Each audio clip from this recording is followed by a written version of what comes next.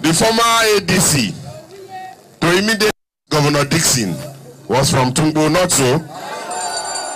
Now my ADC, I didn't know where. I just wanted to get the best. And after the interview, they told me he's also from Tungbo.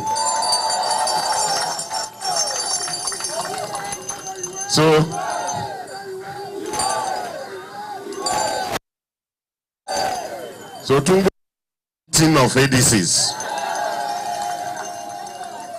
And by God's grace, you may even produce an Inspector General of Police. Campaign Council, on behalf of the government, we want to appreciate you. We want to thank you and urge you to continue with this support. Opponents, the APC. For now, the APC has no candidates. So all of our brothers and sisters, few of them who are in APC in Tungbo already has accepted that this government will continue. Now the threats coming from the other side is because they know that they cannot win any legitimate fake publications that the order has been vacated at the Federal High Court. As we speak today, it is now that they are even filing, they have filed, asking for a stay of execution. And the people who took them to court, and after the results, before, and elections are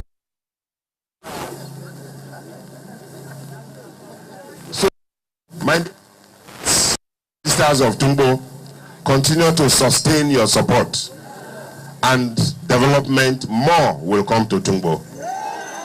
Thank you. God bless Tungbo.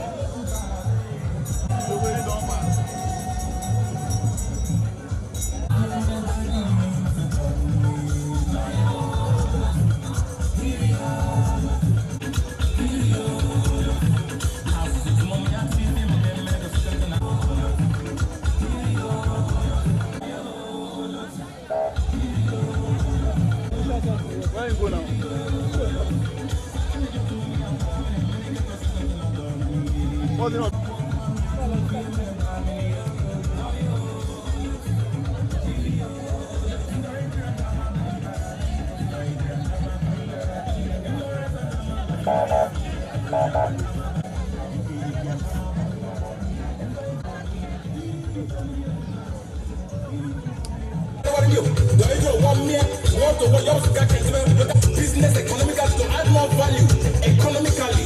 Before I don't want money, very soon. I'm going to planning and I'm going to enjoy me playing. I'm going to thank you, His Excellency, the Executive Governor of Bayelsa State.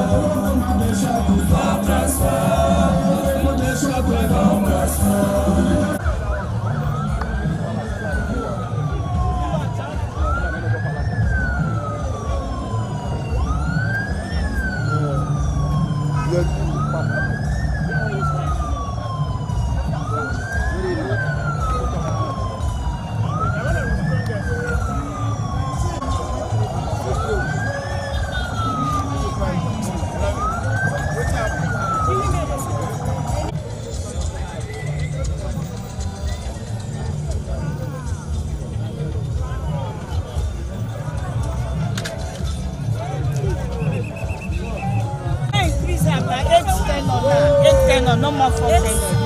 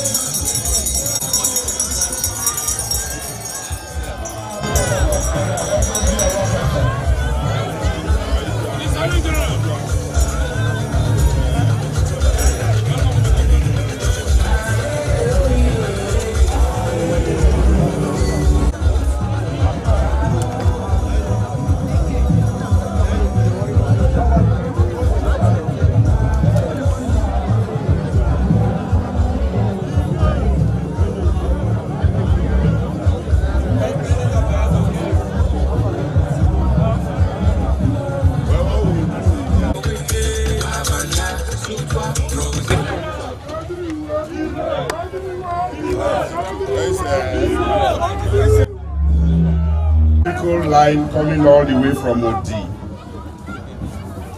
to Trofane. Trofane has been in darkness for over 12 years. And so this line was totally revamped and rejuvenated by the Prosperity Administration in terms of the reconnection, in terms of transformers that have been provided. And Trofane has now been reconnected.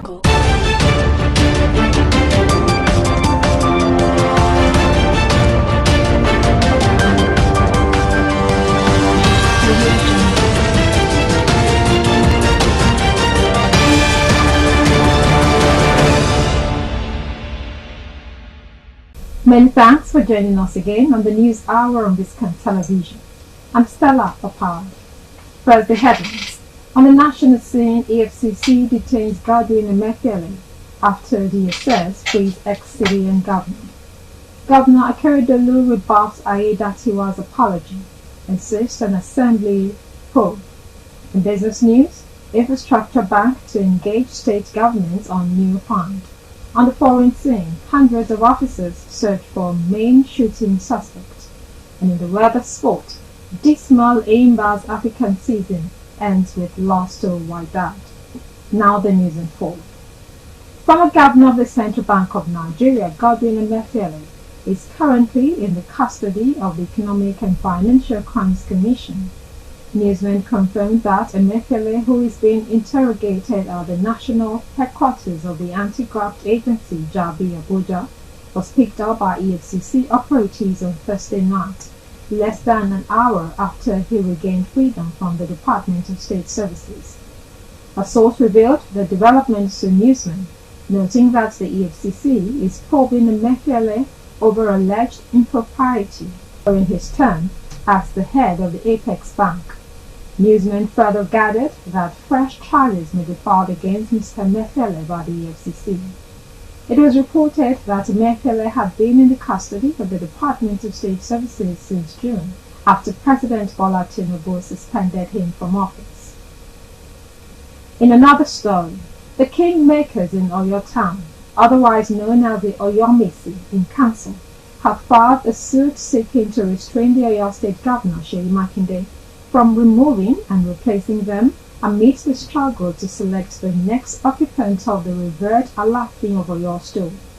The suit before the Oyo State High Court in Oyo has as claimants 5 kingmakers who are also seeking a court injunction to restrain the governor and his agents from aborting the process of selection and appointment of the candidate for the vacant stool of the Alafin of Oyo, duly conducted by the kingmakers of Alafin of Oyo chieftaincy. The kingmakers who filed the suit are the Basharu of Oyo, High Chief Yusuf Layinka, Laguna of Oyo, High Chief Wakil Oyedepo, Akinuku of Oyo, High Chief Amusa Yusuf, Ariago Basharu, Chief Wahab Oyetuji, and Alapo of Oyo, Chief Badebo Mufutau. Apart from Makinde, also listed as defendants in the suit are the Oyo State Attorney General and the state's Ministry of Local Government and Chieftaincy Affairs. The Kingmakers explained that they had, at a meeting on September 30, 2023, unanimously selected Prince Lukman Badigashin as the next Alafin of Oyo to fill the ancient stool, which has been vacant since April last year, following the passing of Oba Lamidi Adeyemi, the 45th Alafin of Oyo. Now in Ondo State, the governor, Mr. Rotimi Akeredolu, has rejected the apology tendered by his deputy, Mr. Lucky Aiyedatiwa, over the embarrassment that the ongoing political crisis must have caused in the state.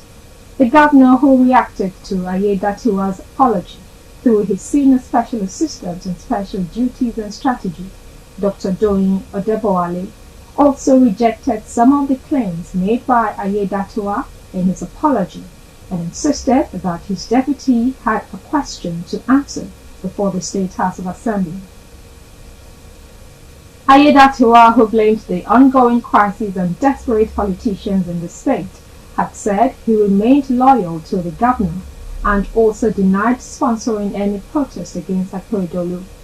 The deputy governor stated this while speaking with journalists in his office in Akure. However, Adebowale, in his reaction on behalf of the governor, disagreed with the deputy governor's point that Akeredolu had intervened in the crisis by asking the House to embrace political solutions to the crisis. He also faulted the denial of the deputy governor that he had never sponsored any group to protest against the governor.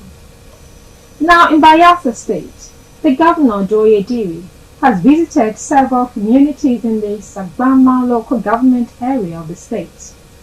Diri is seeking a re-election bid under the platform of the People's Democratic Party. During his visitation, thousands of supporters welcomed him into Agoro community in Sagbama local government area of the state. Diri promises to deliver democracy dividends to all parts of the community. Also campaigning in Akede community, the governor commissioned a pavilion for the use of the people. He further urged the people of the Sagbama local government area of the state to vote for him in the forthcoming November 11th election. As a teacher, I taught in government secondary school Amasoma. And a lot of our people from Ogobri were in that school. And your chief, there may be the only one of Ogobri, was my senior brother, and we taught together in that school. And I know what it takes to move from Amasoma to Ogobri. Today, we have a road that is we can drive to Ogobri. Today, we have approved again a secondary school that will function here, and action has started in Ogobri.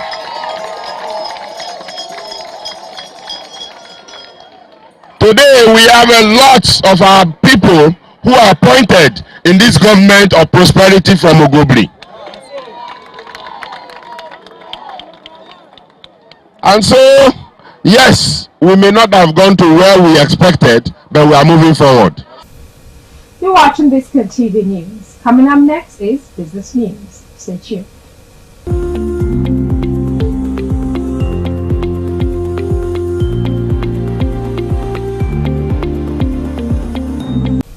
Welcome back to Biscon TV News. Now to business news. The acting managing director and chief executive officer of the Infrastructure Bank, CIB, Nkiru Chime, has said the bank will engage state governments in the management of the Infrastructure Support Fund.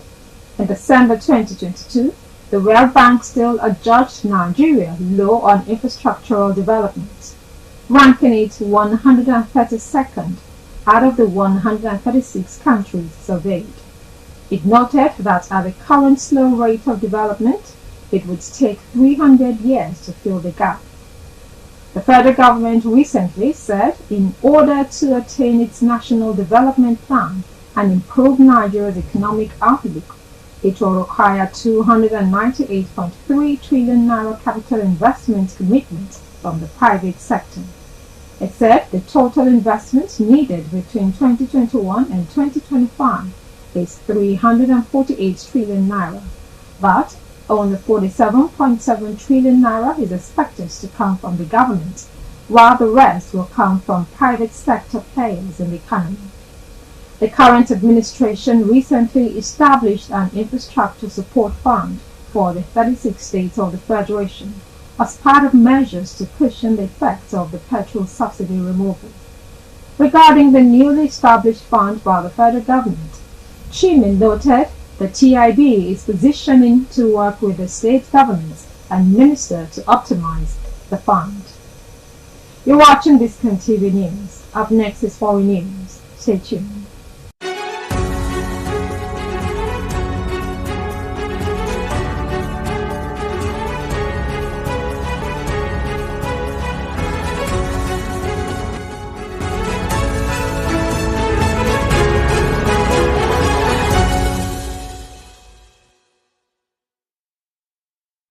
Welcome Welcome back.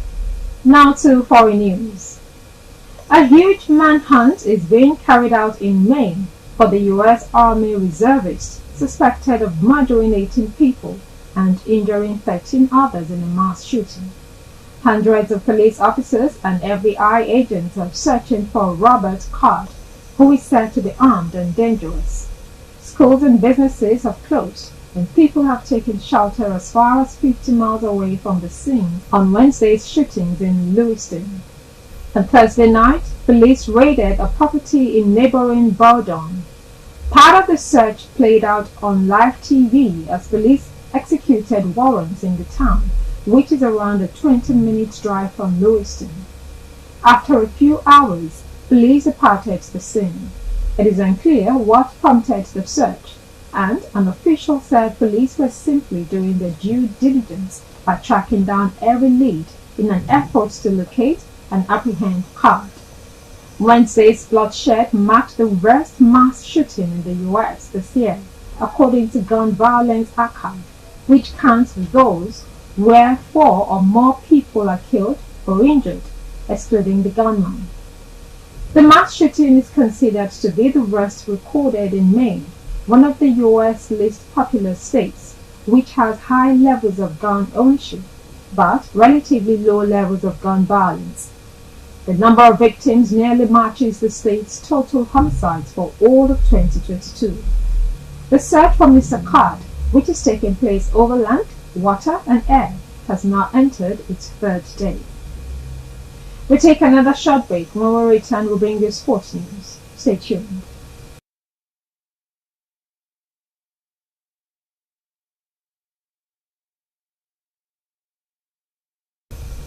Welcome back to Biscon TV News. Now to the world of sport. A woeful international season for Nigerian club Enyimba ended with a 3-0 hiding at Wydad Casablanca, Morocco, in the inaugural African Football League. Defenders Ayub El Amloud, Jamal Hafiz, and Yahya Atiyat Allah scored before halftime as Wydad completed a 4-0 overall triumph, having won the quarter-final first leg 1-0 last Sunday. Enyimba, the only Nigerian team to win the CAF Champions League, had high hopes of making an impact this season, with former stars Nwankwo Kanu and Finidi George in key positions. Kanu is the chairman and George the coach of the club, based in the southeastern city of Aba and popularly known as the People's Elephant. But despite the guidance of the ex-Arsenal and Ajax Amsterdam stars, Enyimba suffered a shock 4-3 aggregate loss to Al Ali Benghazi of Libya in the Champions League preliminary tie. Wydad captain Yahya Jabrani nodded a cross into the path of El Amloud, who poked the ball past Enyimba goalkeeper Olonle Kejo in the 4th minute. When Captain Ojo parried a Haka's header on 38 minutes, the Moroccan reacted fastest to strike the rebound into the net. And that's it for now on the News Hour on Biscon Television. Compiled and produced by Tomiloba Abalan. I'm Stella Opara. Thank you for watching.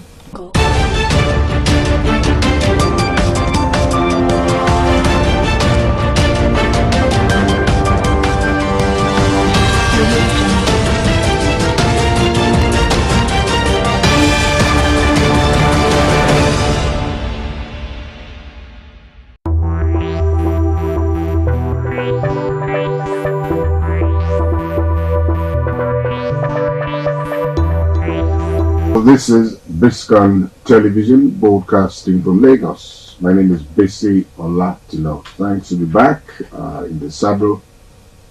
The review of the newspaper headlines. Let's begin with the Vanguard newspapers. For today, Friday the 27th of October 2023. Presidential tussle ends. Supreme Court affirms Tinubu's election, dismisses Atiku Obi's appeals, INEC substantiality. Now, they give reasons for this decision. INEC substantially complied with Electoral Act 2022 and the Constitution. Election cannot be nullified due to unavailability of results on INEC's RF portal, failure to secure 25% of votes in FCT, Abuja, not compulsory. Petitioners didn't prove allegations of rigging. We can't revisit APC's double nomination of Kashim Shettima. Tinubu's forfeiture of $460,000 drug money raised after respondents filed their process. Time to file CSU document fresh. Evidence lapsed. Tinubu extends olive branch to PDP and all the political players. But in the meantime, PDP and LP, Labour Party, are kicking against it. Well, we have quite a lot of congratulatory messages flowing in from Mr. President. That takes the chunk of this, the front page of the Vanguard newspaper. Now, Daily Trust also has an input. Supreme Court upholds Tinubu's election, dismisses Atiku Obi's appeals.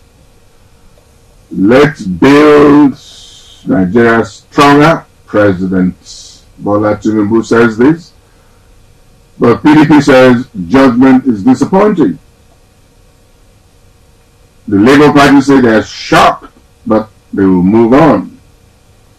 Wait till 2031, APC tells Atiku and Obi, verdict and welcome relief, Muhammadu Buhari, immediate past president of Nigeria.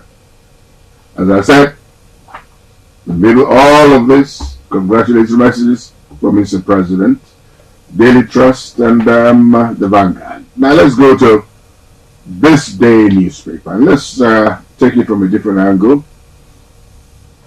This is to do with philanthropy. $10 deals at 750 million naira to 750 Augustine University students in Ekpe, that's his hometown. Donates 140 million for furnishing of schools engineering faculty complex. Another 110 million for street lights of the entire campus, generating set and installs as he was installed as the university's chancellor. Of course, it has been announced during his mother's 90th birthday. It was formally announced that he will become the chancellor. But the formal inauguration happened yesterday, and he doled out all of this. That's the way to play a role as a philanthropist. God has blessed you, so also bless others. I know one man who never thinks about it, who acts intuitively when it comes to philanthropy. He calls himself the messenger of God, that the Lord has been good to him, so he also wants to, in return, be good to everybody. Never minding where you're from. I'm talking about Sir Kensington Adebutu. I'm sure he must have, inspired the younger philanthropists like this, Femi Otedola. Congratulations, Femi. We are your friends, and we're happy that you're doing very well. All right. Now, NUPRC explains workings of New Hills communities. Reporting platform says some interest fighting back. Senate confirms Aliyu as ICPC chairman. Federal government moves to scrutinize NLLG dividends for 7 billion naira cash. To utilize proceeds to settle backlog of forex forwards. Flood market with dollars. Forex speculators may suffer losses. Now we're back to the news of the moment, which is the Supreme Court verdict delivered yesterday. Tinubu's election as president is hereby affirmed. The president now, it's time to build Nigeria together, pledges to exceed people's expectation in service delivery and good governance. But PDP, LP still adamant, they are reacting and they are kicking against it.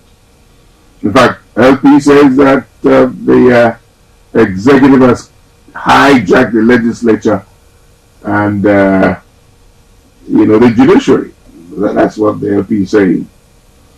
But meanwhile, we can see celebrations galore at the villa yesterday. I see the Chief of Staff, former Speaker, House of Representatives, Femi Bajabiamila, Ogun State Governor, Dapo Abiodun, Yaya Bello of Kaduna, of Kogi State.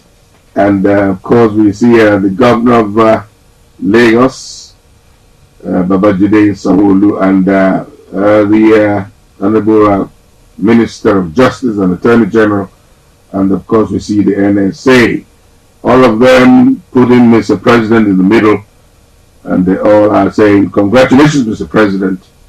And they are asking everybody to come on board and join the new what's going on now. And I think in the interest of Nigeria, we want to also say in Biscon here, that let us all work together so that we'll have a bigger country, like Mr. President has been saying, since the verdict was pronounced yesterday. Now the Guardian, what does the Guardian say? Tinubu lost as Supreme Court affirms victory. Facts and documents which were not pleaded in the petition have no place in deciding the dispute between the parties. It's my view that there's no merit in this appeal and it's hereby dismissed. And that's Justice Nyang Okoro, who led the 7 justices that proclaimed the judgment yesterday. It wasn't as long as the one we all spent almost 11 hours watching and listening to. That's the Court of Appeal. But this one is the apex court. Like the justices kept saying in their intervention, they all said the major work has been done at the Court of Appeal. So it made it a lot easier for them to navigate it and come to a conclusion. And I should think so myself. Now let's take other stories here. PIA, Senate investigates non-implementation exit of IOCs. Court cautious proscription of IPOP as terrorist group. Varsity student nabbed for killing dismembering girlfriend for a ritual. Federal government made 200 billion naira on approved payment in 2019. ICANN reveals. Ethiopia had no interest in Nigeria and Nigeria Air, but for federal government's pleas to help. Amid prohibition laws, domestic sexual violence thrive nationwide. This is a very worrisome issue. Let's take some time to talk about it. No means no, stop abuse. 70% to 80% of victims are under 15 years. We're talking about domestic sexual violence that is thriving, unfortunately, in different parts of the country. And the Guardian has done a very good report on this, segmenting, how it works or how it is working in different parts of the country. We've taken 70 to 80% of victims under 15 years, 90% abused by people they know, at least 1 to 10% married women have been the victim of domestic violence. About 3 to 10 know some who has been a victim of a domestic abuse. Now, we have the map of Nigeria here, and according to the research carried out by the Guardian, we have Katsina, Kano, Taraba, and Zamfara states yet to assent to the Violence Against Persons Prohibited Act, which was passed as far back as 2015. This is a very important act that should have been passed. Violence Against Persons Prohibited Act, which was passed in 2015. It is yet to be assented to. Well, reported cases, as we have in this report, of domestic and sexual violence in 2022 to date. Lagos, 5,624 cases. Abia State, 302. Oyo State, 768 plus. Kano, 70 daily. Very troublesome, very worrying, and I don't know how that can continue to be like that. That's a challenge to the Kano state government to quickly look into it. Then in Bauchi, 590 cases reported. Well, that's for us all to chew and make quick decisions, and so that this doesn't continue to thrive. It's not a good thing at all. We should be proud about. Now, the Daily Sun. We're still watching what the newspapers are saying today. Broadcasting from Lagos. That's Biscon Communications. These are corporate headquarters. Biscon Communications Global Media Network. Now, the Daily Sun. IPOC floors federal government on prescription. Court declares outlawing designation of pro-Biafra group as terror organization unconstitutional. Federal government signs $464 billion. Federal government signs $463 million MOU with Chinese consortium for electricity lines upgrade. Nigeria still in search of national leaders. Amechi, democracy needs rethinking in terms of focus, scope, he says. Well, that's I will recommend you to look at it from another point of view on page 26. It's to do with democracy, coming on the heels of what the Supreme Court did yesterday to put to rest the problem that has been giving most of us sleepless nights in the last 171 days. And 4 months into the new administration, just like the Mr. President himself said yesterday, his job has just been secured. Tinubu triumphs after a 171-day battle. That's what the Punch is saying. Nigerians present. So Nigerians present wish list to President Bola Tinubu after Supreme Court victory.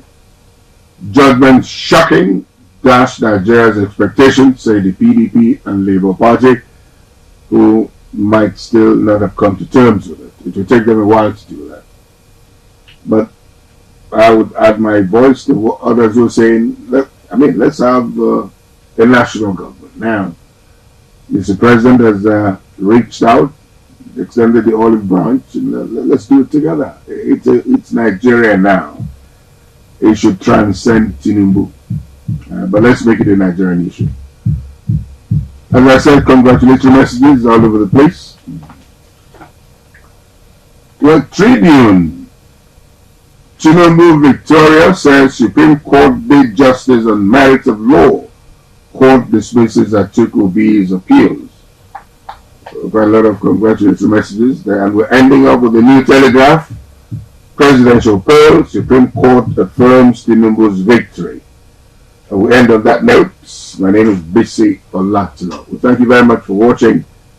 This is Biscon Communications, broadcasting from Lagos.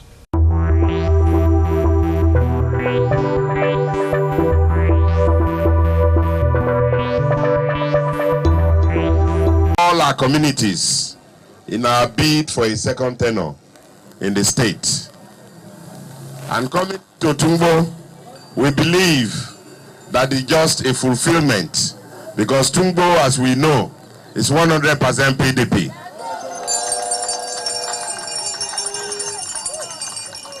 Tumbo has delivered, and Tumbo has been our stronghold. It will continue to be our stronghold.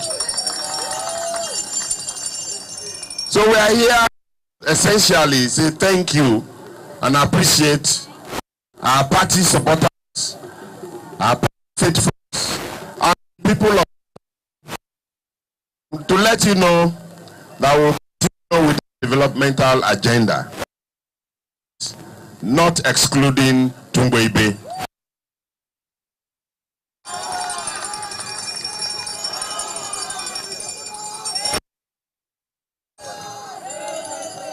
You are aware that Tumbo was a little bit cut off from the Sagbama axis, and then also, and today we are sure that Tumbo has all the accesses that it used to have. And you know you have more of your sons and daughters working with us. I don't know if Tumbo has a special gift for ADCs.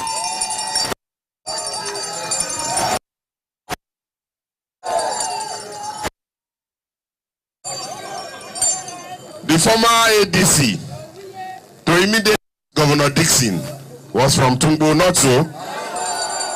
Now my ADC, I didn't know where. I just wanted to get the best. And after the interview, they told me he's also from Tumbo. So